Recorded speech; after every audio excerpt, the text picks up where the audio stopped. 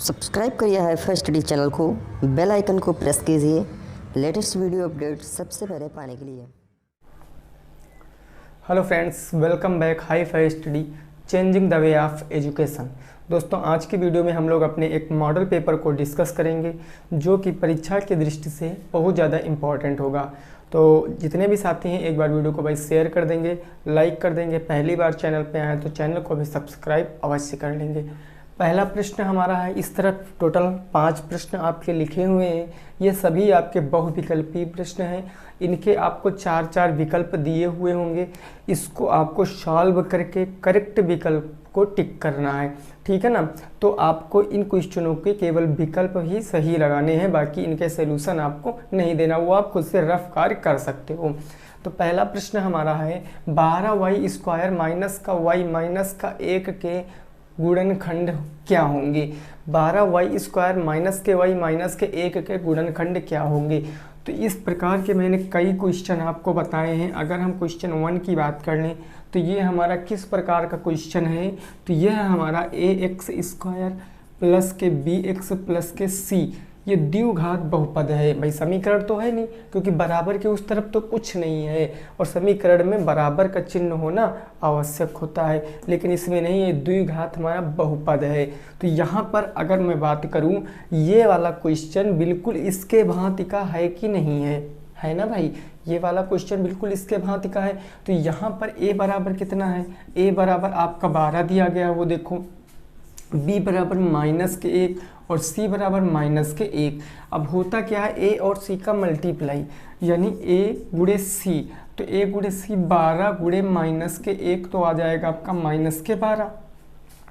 -12 के दो ऐसे फैक्टर करो कि जोड़ने या घटाने पर आपको 1 प्राप्त होना चाहिए। हमेशा b वाली वैल्यू आपको प्राप्त होनी चाहिए।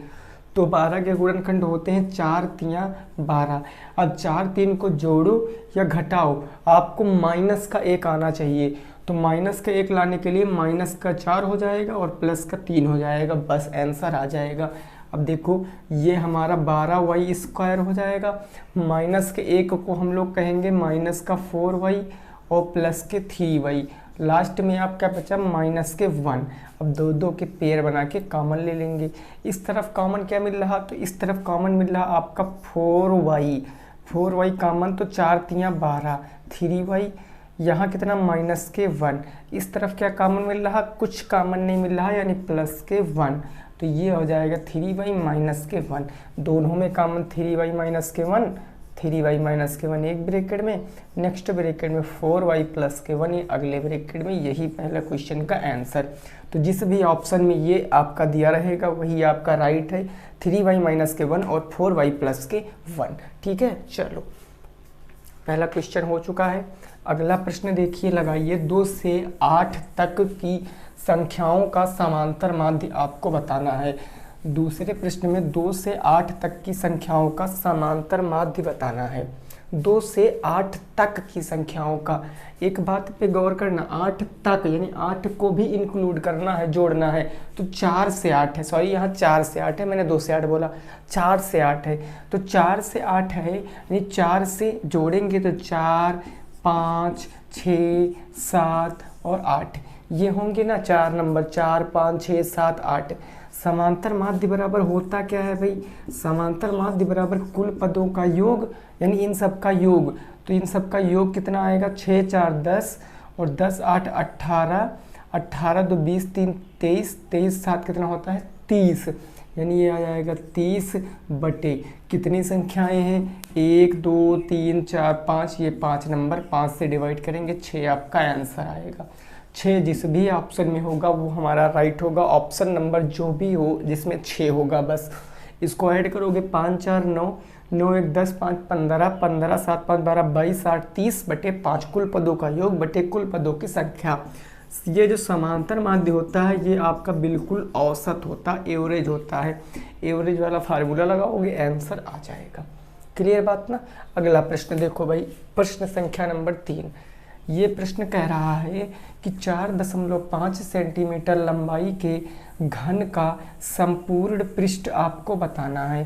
संपूर्ण पृष्ठ आपको बताना है, लंबाई 4.5 सेंटीमीटर है। तो घन का संपूर्ण पृष्ठ क्या होता है? घन का संपूर्ण पृष्ठ क्या होता है, जल्दी से बताओ। घन का संपूर्ण जो पृष्ठ होता है, संपूर्ण पृष्ठ वो होता है भाई 6a²। यही तो संपूर्ण पृष्ठ, ए मतलब साइड, जो साइड दिया गया, साइड कितनी 4.5, तो यहाँ पर हम इसमें रखेंगे तो 6 × 4.5 और इसका क्या स्क्वायर हो जाएगा ना। अब यहाँ पर आप 4.5 का मल्टीप्लाई करा लीजिए। 4.5 5 पंजे 25 और 5 चौके 20, 2 22, 225 आ गया। यहाँ पर कितना हो गया, 4 पंजे 20, 4 चौके 16, 17 18 हो गया। ये 5, ये 2, 8 2 कितना हो गया 10 और 1 ये हो गया 10 25। फिर से एक बार देख लेते।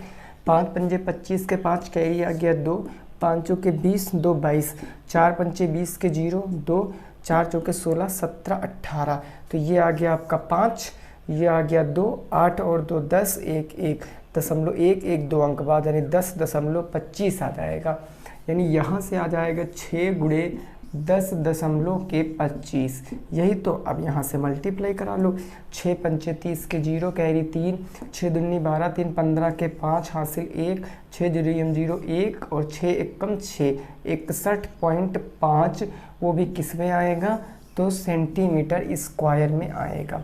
सेंटीमीटर स्क्वायर, क्योंकि संपूर्ण पृष्ठ हमेशा सेंटीमीटर स्क्वायर में होगा, सेंटीमीटर क्यूब में बिल्कुल भी नहीं होगा। तो 61.5 जिनका भी आ रहा वो बिल्कुल राइट है। ठीक है भाई, अगले प्रश्न पे पहुंचते हैं। यहाँ तक की बात समझ गए हो ना, कोई दिक्कत नहीं। चलो अगला प्रश्न, क्वेश्चन नंबर 4। ये कह रहा है भाई कि वृत्त की सबसे बड़ी जीवा बताओ। ये इम्पॉर्टेंट प्रश्न है, ये पिछली बार पूछा भी गया था, तो इसको याद रखना कि वृत्त की सबसे बड़ी जीवा क्या होती है, वृत्त का व्यास। वृत्त का व्यास ही वृत्त की सबसे बड़ी जीवा होती है। अगर आप इसको समझो तो मैंने मान लिया यह हमारा एक क्या है, सर्किल है, सर्किल है ना। और जीवा होता क्या है, जीवा होता है वृत्त के 2 बिंदु, वृत्त के 2 बिंदुओं को मिलाने वाली दूरी को क्या कहते हैं हम लोग, जीवा कहते हैं। तो ये हमारा बीचों बीच में यहाँ सेंटर था, ये सेंटर है। तो सबसे बड़ी हमारी जीवा कौन सी होगी, सबसे बड़ी सेंटर यही तो होगी जिसको हम लोग क्या बोलते हैं, व्यास बोलते हैं। तो याद रखना जो व्यास होता है वो एक प्रकार का हमारा क्या होता है, जीवा होता है।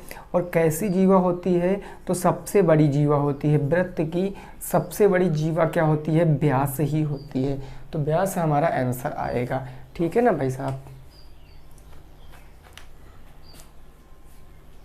चलें अगले प्रश्न पे, प्रश्न संख्या 5 नंबर प्रश्न है 4096 की पावर 3/4। 4096 की पावर 3/4, इसका आंसर आपको बताना। 4096 की पावर 3/4, इसको देखिए कैसे लगाओगे। 4096 की पावर कितनी, 3/4। तो आप इसको एक काम कर सकते हो, 4096 को आप तोड़ लीजिए। 4096 को तोड़ोगे तो तकरीबन कितनी बार जाएगा, देख लेते हैं हम लोग यहाँ पर। 4096 के जब मैं अभाज्य गुणनखंड करूँगा तो ये सम है, चाहे 2 से काट लीजिए, मैं इसको 8 से सीधे काटूँगा।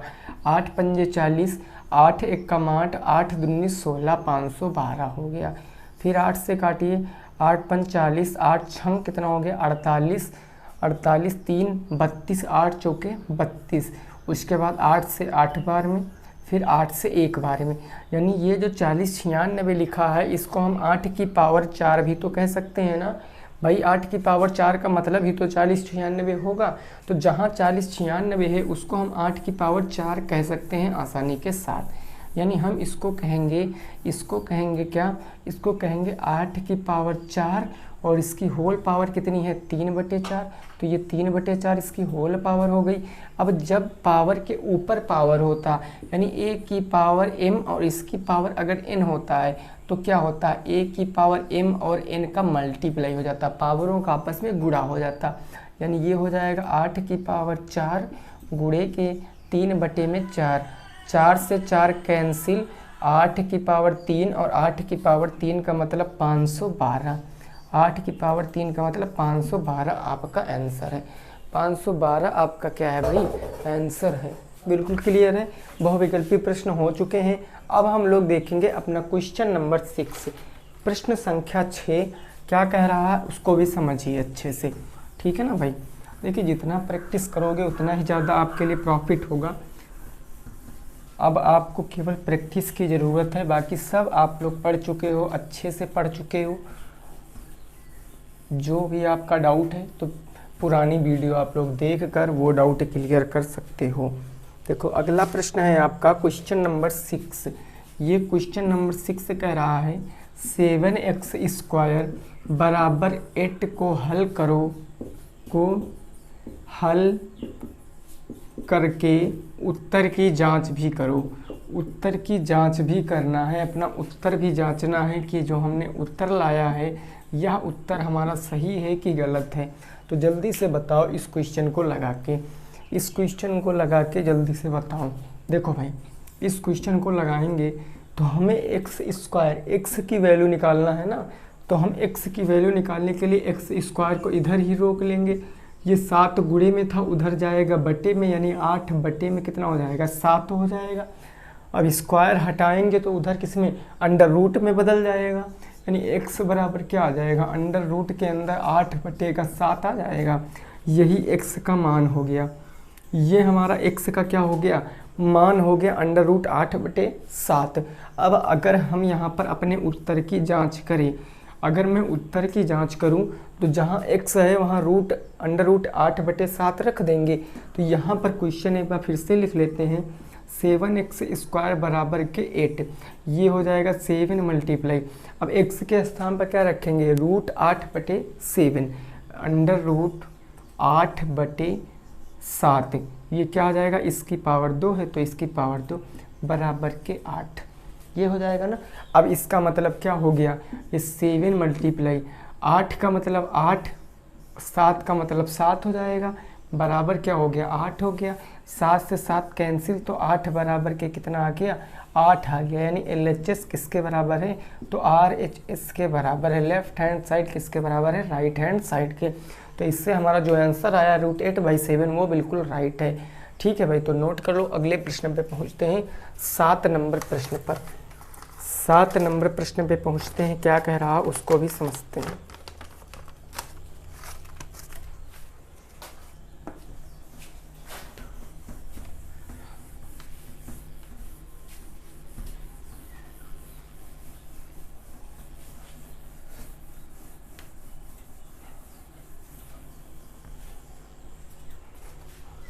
अगला क्वेश्चन नंबर 7 कुछ इस प्रकार है।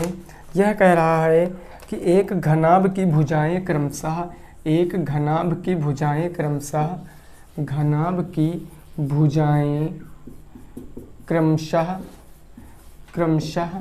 कैसे हैं भाई, तो 6 मीटर 7 मीटर और 50 सेंटीमीटर हैं, 50 सेंटीमीटर हैं।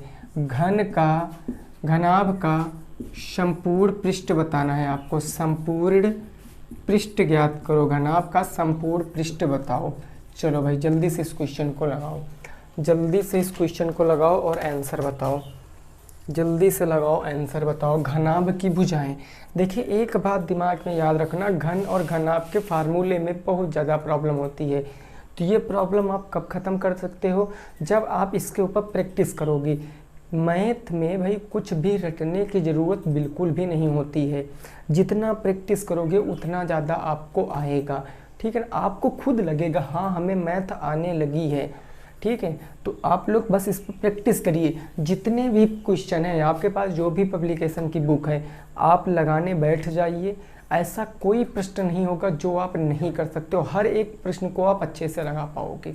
ठीक है भाई, देखो इस प्रश्न को, घनाभ का जो है वो संपूर्ण पृष्ठ होता क्या है। घनाभ का संपूर्ण पृष्ठ, देखिए यहाँ पर हमसे ये नहीं कहा गया कि ये लंबाई है, ये चौड़ाई है, ये ऊंचाई है। तो आप किसी को लंबाई मान लो, किसी को चौड़ाई मान लो, किसी को ऊंचाई मान लो, क्या प्रॉब्लम है। वैसे क्रमशः दिया गया है तो इसका मतलब क्रम से। तो यहाँ हमारी जो 6 मीटर ये लेंथ है, 7 मीटर ब्रेथ है, और ये जो आपकी 50 आई ये आपकी हाइट है, ये आपकी हाइट है ना, मान लिया ना ये हाइट है हमारी। तो अब एक बात ज़रा समझो, यहाँ पर अगर हम यहाँ पर हाइट ब्रेथ और लेंथ मान लिया हमने, सब चीज़ें तो सेम होनी चाहिए, क्योंकि मैंने बताया था क्वेश्चन लगाने के लिए आपका यूनिट सेम होना बहुत ज़रूरी है। यहाँ पर यूनिट सेम नहीं है, क्योंकि लंबाई मीटर में है, चौड़ाई मीटर में है, लेकिन जो ऊंचाई है वो सेंटीमीटर में आ गई। तो हम इन सभी को मीटर में करेंगे। यानी जो लेंथ है हमारे पास कितनी है भाई, लेंथ है 6 मीटर, और जो ब्रेथ है वो कितनी है, वो 7 मीटर।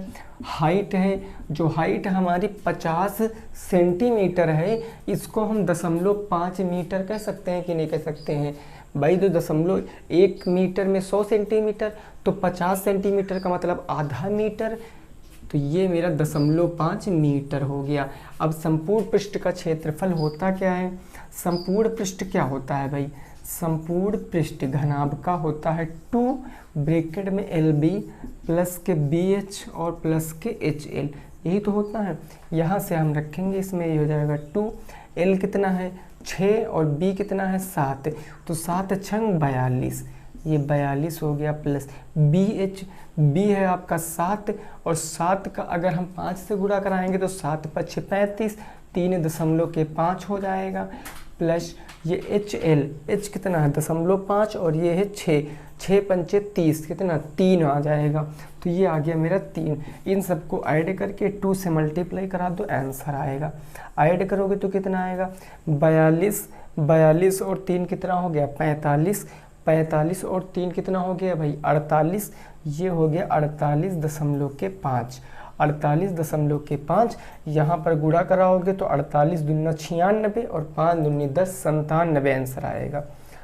97, वो भी किस में, तो मीटर स्क्वायर में, 97 मीटर स्क्वायर। गुणा कराओगे 2 × 10 के 0, हासिल 1 आ गया, 2 × 8 16, 1 17 के 7, 2 चौके 8, 1 9.1 अंक बाद, यानी 97 हमारा आंसर बिल्कुल राइट है। 97 मीटर स्क्वायर आ जाएगा आपके घनाभ का संपूर्ण पृष्ठ। नोट करो भाई, फिर अगले प्रश्न पे पहुंचते हैं। जल्दी से नोट करो, फिर अगले प्रश्न पे पहुंचते हैं। प्रश्न संख्या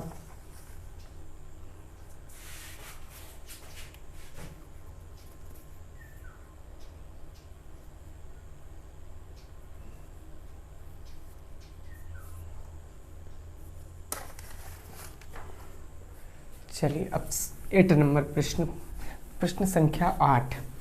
यहाँ तक भाई बिल्कुल क्लियर है ना, कोई दिक्कत नहीं। देखो 8 नंबर प्रश्न क्या कह रहा है, तो 8 नंबर प्रश्न आपका कह रहा है कि वर्गाकार मैदान का क्षेत्रफल 441 वर्ग मीटर है। वर्गाकार मैदान का क्षेत्रफल दिया गया है, वर्गाकार मैदान का क्षेत्रफल कितना दिया गया 441 वर्ग मीटर है। क्वेश्चन है वर्ग का परिमाप बताओ, वर्ग का परिमाप बताओ, आपको परिमाप बताना है, जल्दी से बताओ वर्ग का परिमाप क्या हो जाएगा। बहुत ही सिंपल क्वेश्चन है भाई, इसका आंसर जल्दी से बताओ, इसका आंसर जल्दी से बताओ क्या आ जाएगा भाई, जल्दी से। देखो हमने बताया था जब कभी क्षेत्रफल पूछेगा या कभी आपसे परिमाप पूछेगा तो इसको हम कब बता सकते हैं, इसको हम तभी बता सकते हैं जब हमको भुजा पता होगी, भुजा पता होगी। क्या इस क्वेश्चन में भुजा पता है, नहीं पता, हमको केवल एरिया दिया गया है और परिमाप पूछा है, तो हम एरिया से अपनी साइड को निकाल लेंगे भाई। भुजा से हम ये जो क्षेत्रफल है इससे हम अपनी साइड निकाल लेंगे, और जो साइड आएगा तो वर्ग के परिमाप में साइड को रख के अपना हम परिमाप निकाल लेंगे सूत्र के हिसाब से। तो ये बात अच्छे से याद रखना, ठीक है ना भाई, ऐसे नहीं निकाल सकते हो आप। देखो यहाँ पर क्या करेंगे, ये मैदान का क्षेत्रफल दिया गया है, तो मैदान कैसा है, वर्गाकार है, और वर्ग का क्षेत्रफल होता क्या है, वर्ग का क्षेत्रफल होता है भुजा स्क्वायर। भाई यही तो होता है वर्ग का क्षेत्रफल भुजा स्क्वायर। तो वर्ग का क्षेत्रफल भुजा स्क्वायर, क्षेत्रफल दिया कितना है 441 बराबर किसके होगा, भुजा स्क्वायर के। तो यहाँ से हम भुजा की वैल्यू निकाल सकते हैं, स्क्वायर हटेगा तो करड़ी में आ जाएगा, करड़ी के अंदर 441 बराबर के भुजा आ जाएगा। और 441 का वर्गमूल क्या होता है, इसका वर्गमूल 21 होता है, यानी 21 मीटर आ जाएगा आपका। 21 मीटर भुजा की लंबाई आ जाएगी। अब जब भुजा की लंबाई पता चल गई तो परिमाप आसानी से बता सकते हैं। परिमाप क्या होता है? वर्ग का। तो वर्ग का परिमाप 4 गुणे भुजा होता है, 4a होता है ना, 4 गुणे भुजा।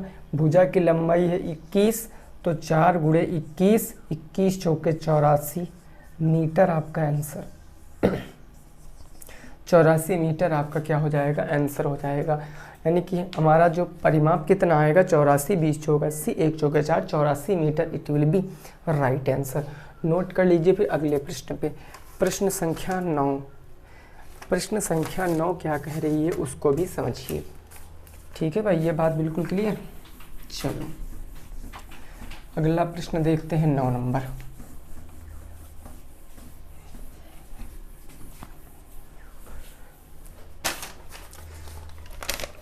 क्वेश्चन नंबर 9 ये कह रहा है, प्रश्न कह रहा श्याम ने 3000 रुपये, श्याम ने 3000 रुपये, 3000 रुपये, श्याम ने 3000 रुपये 25% कंपाउंड इंटरेस्ट की दर से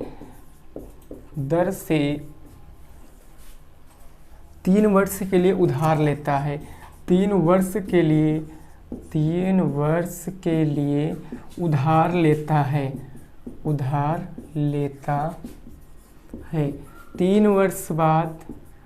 3 वर्ष बाद उसे कुल कितने रुपए देने होंगे? उसे कुल कितने रुपए देने होंगे? कुल कितने रुपए देने होंगे? लगाओ जल्दी से भाई प्रश्न को। कितने रुपए देने होंगे? इस प्रश्न को जल्दी से लगाओ, आंसर क्या आएगा बताओ। श्याम ने 3000 रुपये 25% चक्रवृद्धि ब्याज की दर से 3 वर्ष के लिए उधार लेता है। 3 वर्ष बाद उसे कुल कितने रुपए देने होंगे? कुल कितने रुपए देने होंगे?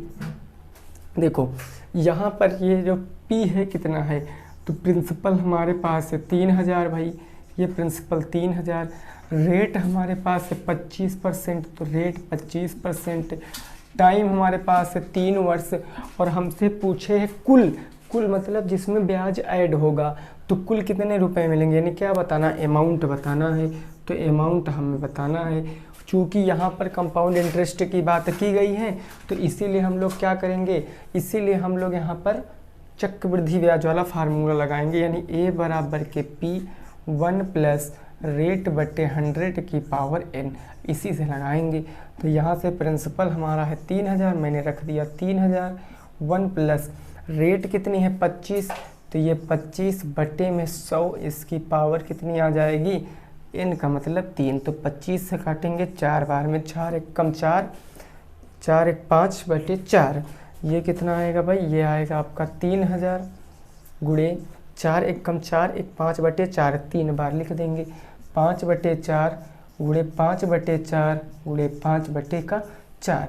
अब 4 से इसको काटिए, देखो 4 से काटेंगे तो 4 सत्ते 28, 4 सत्ते 28, 4 पंचे 20, 750। फिर 4 से क्या कटेगा भाई? 4 1 कम 4, 3 बच गया। 4 से अब नहीं कटेगा, तो हम लोग क्या करेंगे? इसको मल्टीप्लाई करा लेंगे। ये 4 हमारा ऐसे ही रहने वाला है। नेक्स्ट स्टेप क्या हो जाएगा? 5 पंजे 25, पंचे 125, 25 पंचे 125, यानी 750 गुणे के 125, और बटे में कितना आएगा? बटे में 4 चौके 16, ये 16 आ गया।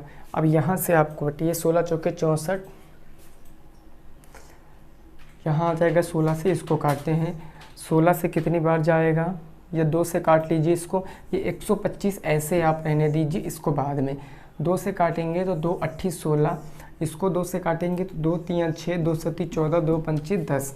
अब 8 से काटिए, 8 से कितनी बार जाएगा? 8 चौके 32, 8 चौके 32 हो गया, 5 बचा 55 हो गया, 8 5 40, 8 छंग 48, 8 छंग 48, 55 से 48 घटाओगे 7 बचेगा, 70 हो गया, 8 ठाई 64, ये 8 ठाई 64। अब आगे काटने वाले नहीं है तो कितना आ गया? 46.8 गुणे के 125, यही आपका क्या आ जाएगा? ये आपका अमाउंट आ जाएगा। मल्टीप्लाई करा के खुद भी आंसर लिख सकते हो। करेक्ट आंसर आप मल्टीप्लाई करा के लिख सकते हो, यानी कि यहाँ पर आंसर आप लोग खुद से कमेंट में लिख देना। अगले प्रश्न पे पहुँचेंगे, प्रश्न संख्या 10 पर। प्रश्न संख्या किस पर भाई? तो 10 पर पहुँचेंगे। इतनी बात क्लियर है ना?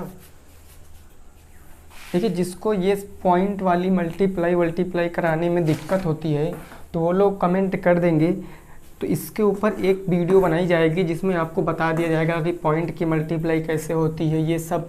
वैसे इतना तो सभी को पता होना चाहिए, क्योंकि ये सब तो भाई छोटी क्लासों में ही पढ़ाया जाता है। अगर ये सब अभी भी आपका वीक है तो आप मैथ में वर्क करने की ज़रूरत है। आपको वर्क करना पड़ेगा, टाइम देना पड़ेगा मैथ में, तब जाकर आपकी मैथ अच्छी हो जाएगी। ठीक है भाई, देखो क्वेश्चन नंबर 10 ये कह रहा 21 का स्क्वायर, 21 का वर्ग सर्वसमीका से निकालो। 21 का वर्ग आपको सर्वसमीका से निकालना है, सर्वसमीका की सहायता से निकालो। जल्दी से लगाओ इस प्रश्न को। ऐसे आंसर तो भाई सब लोग दे दोगे, आंसर तो सब लोग दे दोगे कि 441 आंसर आएगा, लेकिन आपको तो मेथड से लगाना है, आपको तो सर्वसमीका की सहायता से हल करना है। तो कैसे हल करोगे? हम इसको जो 21 का वर्ग लिखा है इसको हम एक चीज़ और भी तो कह सकते हैं, इसको 20 + 1 का होल स्क्वायर नहीं कह सकते हैं?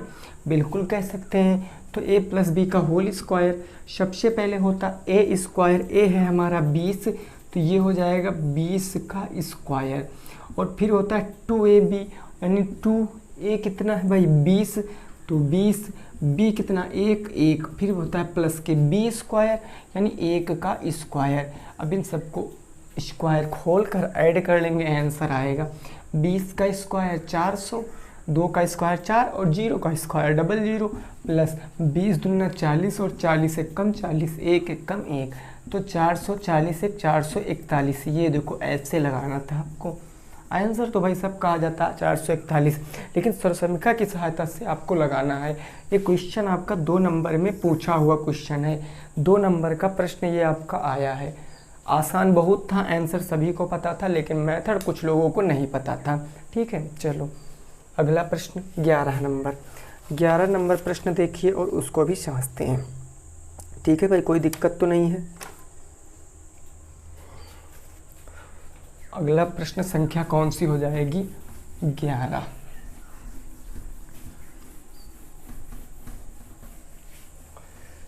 प्रश्न संख्या 11 कह रहा 6x², question number 11, 6x² minus का x बराबर 1 के गुणनखंड करो, 1 के गुणनखंड करो। जल्दी से लगाओ इस प्रश्न को भाई, जल्दी से लगाओ, आंसर क्या आएगा? जल्दी से लगाइए इस प्रश्न को, आंसर क्या आएगा?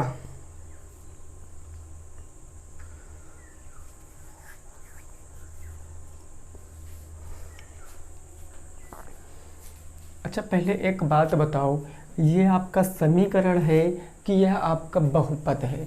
यह समीकरण है कि बहुपद है? तो आंसर आपका आएगा सर ये समीकरण है, क्योंकि बराबर के इस तरफ भी चर अचर है, बराबर के उस तरफ भी चर अचर है, और बीच में आपका बराबर का चिन्ह है, तो इसलिए यह समीकरण है। हम इसको बनाएंगे द्विघात समीकरण। तो इसको कैसे बनाएंगे? देखो भाई, ये हमारा 6x² ऐसे रहेगा, माइनस के x, ये प्लस, ये एक उधर प्लस में है, इधर आएगा तो माइनस में, यानी -1, और उस तरफ बचा क्या आपका 0 बच गया। अब ये हमारा किस प्रकार का समीकरण हो गया? यानी ये हो गया ax² प्लस के bx प्लस के c बराबर के 0। ये द्विघात समीकरण हो गया ना। अब यहाँ से हम निकालेंगे, यानी 6 एकम 6, 6 एकम 6। अब 6 एकम 6 हो गए, 6 के 2 ऐसे फैक्टर करिए कि माइनस के 1 आना चाहिए। तो यहाँ से हमारा हो जाएगा 6x², और ये जो x है इन 6 के गुणनखंड क्या हो सकते हैं भाई? अगर 6 है, 6 के गुणनखंड हमारे 3 दूनी 6 ही तो होंगे। हमको माइनस के 1 लाना, यानी माइनस का 3 और प्लस के 2 कर देंगे बस। तो यहाँ पर माइनस के 3x हो जाएगा और प्लस के 2x हो जाएगा, माइनस के 1 बराबर के 0। 2 के जोड़े बना के कामन, यहाँ इस तरफ कामन क्या मिल रहा? इस तरफ कामन 3x मिल रहा। 3 दूनी 6, ये 2x -1 इस तरफ बच गया, इधर +1 कॉमन मिल रहा है, तो ये आ जाएगा आपका 2x -1 बराबर के 0। 2x -1 2x -1 एक ब्रैकेट में, क्योंकि कॉमन मिल रहा एक ब्रैकेट में। अगले ब्रैकेट में आपका 3x + 1 ये एक ब्रैकेट में, इसके बराबर 0। अब दोनों के बराबर आप 0 दिखा दीजिए। 2x -1 इसके बराबर भी 0 और यहाँ पर 3x + 1 इसके बराबर भी 0। तो यहाँ पर आप x की वैल्यू निकालिए, यानी ये 2x बराबर ये माइनस से उधर प्लस में जाएगा और x बराबर के 1/2 आ जाएगा, यानी x बराबर 1/2 एक ये हो गया। अगला यहाँ से निकालेंगे तो ये आ जाएगा 3x बराबर, ये आ जाएगा -1 प्लस उधर जाएगा माइनस में, और x बराबर ये -1/3, ये दूसरा हमारा आ जाएगा। यही आंसर है। चाहो तो उत्तर की जांच भी कर सकते हो, चाहे ये वाला मान इसमें रख लीजिए या ए वाला मान रख लीजिए, दोनों बराबर आएंगे। 12 नंबर देखते हैं प्रश्न। उत्तर की जांच कर सकते हो, कोई एक मान रख लेना, ठीक है ना भाई। LHS RHS के बराबर आ जाएगा, एकदम कंफर्म है, उसमें कोई दिक्कत वाली बात नहीं है। देखो प्रश्न है आपका, प्रश्न है प्रिंसिपल आपको नहीं दिया गया है, ये प्रश्न समझना, बढ़िया सा प्रश्न है। 12 नंबर प्रिंसिपल आपको बताना है, रेट आपको दी गई है कितनी, तो रेट है 5%, रेट है आपकी 5%, टाइम है आपका 2 वर्ष, और compound interest minus simple interest दिया गया है, यानी अंतर इनका कितना है, तो 160 रुपये है। अंतर कितना है, 160 रुपये। प्रिंसिपल आपसे पूछे है, प्रिंसिपल आपसे पूछे है क्या हो जाएगा, ठीक है भाई। ये क्वेश्चन अगर लैंग्वेज में बात करें तो लैंग्वेज में ऐसा होगा कि किस धन का 5% की दर से, किस धन का 5% चक्रवृद्धि ब्याज की दर से 2 वर्ष का चक्रवृद्धि ब्याज और साधारण ब्याज का अंतर 160 रुपये होगा। इस चीज़ को कैसे लगाओगे, तो अच्छे से समझना, बढ़िया मेथड। देखिए मैंने बताया था भाई प्रिंसिपल को आप 100 मान लीजिए, मैंने माना मेरा जो प्रिंसिपल है P वो कितना है 100 रुपये है। अब जितना भी खेल खेलेंगे हम 100 रुपये पे खेलेंगे बस, ठीक है।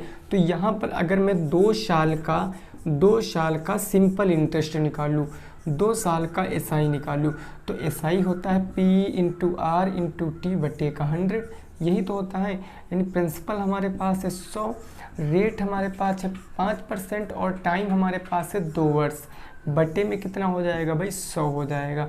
100 से 100 कट गया, 5 दूनी कितना हो गया 10, ये 10 आ गया आपके 2 साल का क्या, तो 2 साल का चक्रवृद्धि सिंपल इंटरेस्ट यानी साधारण ब्याज। अब हम लोग क्या निकालेंगे, 2 साल का अपने चक्रवृद्धि ब्याज निकालेंगे, 2 साल का कंपाउंड इंटरेस्ट निकालेंगे। तो 2 साल का कंपाउंड इंटरेस्ट यानी कि A बराबर प्रिंसिपल कितना है, तो प्रिंसिपल मैंने 100 माना है, 100 ब्रैकेट में 1 प्लस रेट है 5/100, इसकी पावर कितनी n का मतलब 2 वर्ष, क्योंकि टाइम मेरा 2 ही तो वर्ष है। 5 से काटेंगे, 5 दूनी 10, 20, 20 से कम 20 से 21/20 हो जाएगा, यानी ये हो जाएगा आपका 100 गुणे 21/20 और गुणे 21 में कितना हो जाएगा 20। ये हमारे 2 जीरो से 2 जीरो कैंसिल आउट हो गए, 2 जीरो से 2 जीरो कैंसिल हो गए, 441/4 आ गया, यानी कि ये आ गया आपका नेक्स्ट अगला स्टेप। 21 गुणे 21 किया तो आ गया 441/2 गुणे 2 मतलब कि 4। अब इसको कैंसिल करेंगे, 4 एकम 4, 4 एकम 4 0.1 में 0 तो 10 हो गया, 4 दूनी 8, 2 बचा, 4 पंचे 20, यानी अमाउंट कितना आ गया 2 साल का अमाउंट। तो 2 साल का अमाउंट आया है 110.25। इसमें से अगर मैं 2 साल का कंपाउंड इंटरेस्ट निकालूं तो कंपाउंड इंटरेस्ट यानी कि जो अमाउंट है 110.25, इसमें से माइनस कर देंगे प्रिंसिपल, तो 2 साल का अमाउंट पता चल जाएगा 10.25 आएगा, यानी 2 साल का चक्रवृद्धि ब्याज कितना आएगा 10.25 आएगा। अब यहाँ पर अंतर हमको दिया गया कितना 160 रुपये का, तो इनका अंतर 2 साल के चक्रवृद्धि ब्याज और साधारण ब्याज का अंतर करेंगे, जितना भी होगा वो 160 के बराबर होगा ना, यानी कि सर 10.25 माइनस के 10, इनका जब अंतर करेंगे तो ये अंतर किसके बराबर होगा, 160 के बराबर होगा कि नहीं होगा। तो यहाँ से अब हम 1 की वैल्यू निकाल के 100 की वैल्यू निकाल सकते हैं, यानी कितना, यहाँ पर 0.25 का अंतर और ये 160 के बराबर है।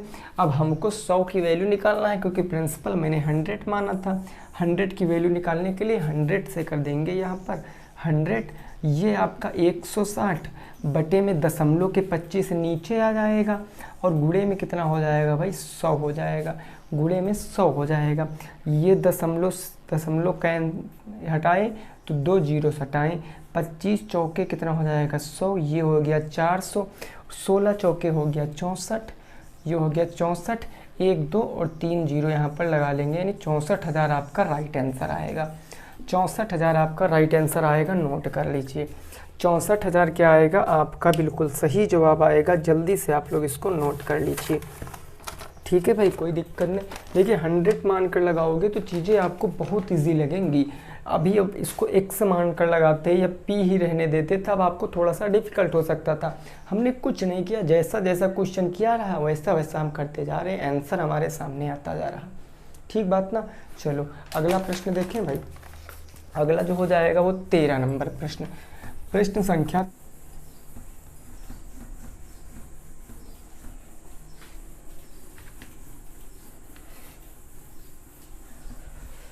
देखिए भाई, अब अगला प्रश्न संख्या जो हो जाएगा हमारा नेक्स्ट, ये क्या कह रहा है, तो ये कह रहा है x का स्क्वायर प्लस के 6x प्लस के 9, इसके गुणनखंड आपको करने हैं, इसके गुणनखंड आपको करने हैं। तो देखो भाई, हम यहाँ पर x स्क्वायर कहेंगे प्लस 6x को हम 3x प्लस के 3x तो लिख सकते हैं ना, प्लस के 9, 4 पद हो गए, कॉमन लेंगे, इधर x मिल रहा तो x प्लस के 3 एक ब्रैकेट में, इधर प्लस के 3 कॉमन मिल रहा, यानी x प्लस के 3 त्रिका 9, x प्लस के 3 x प्लस के 3 दोनों में तो एक ब्रैकेट में, x प्लस 3 एक ब्रैकेट में, दोनों सेम है, मतलब x प्लस 3 का होल स्क्वायर हमारा आंसर राइट है। ठीक है भाई, जिनका भी यही आएगा वो बिल्कुल राइट है। अगले प्रश्न पे पहुँचे। प्रश्न संख्या ये भाई हमारी 15 थी, अब 16। प्रश्न संख्या 16, क्वेश्चन नंबर 16। ये क्या है, कुछ इस प्रकार है क्वेश्चन। ये कह रहा है भाई 8,000 का 20% की दर से 20% की दर से 2 वर्ष के चक्रवृद्धि ब्याज और साधारण ब्याज में अंतर बताओ।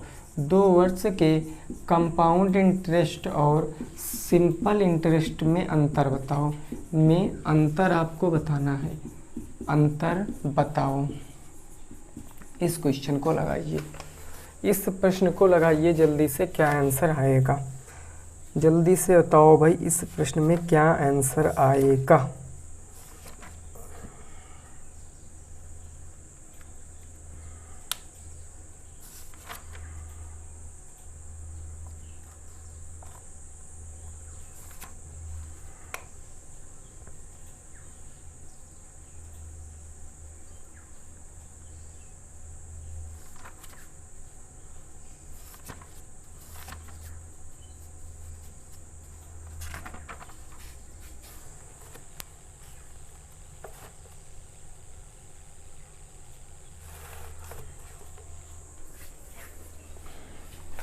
देखिए भाई, अब हम लोग क्या करेंगे, 2 साल का पहले कंपाउंड इंटरेस्ट निकाल लेंगे।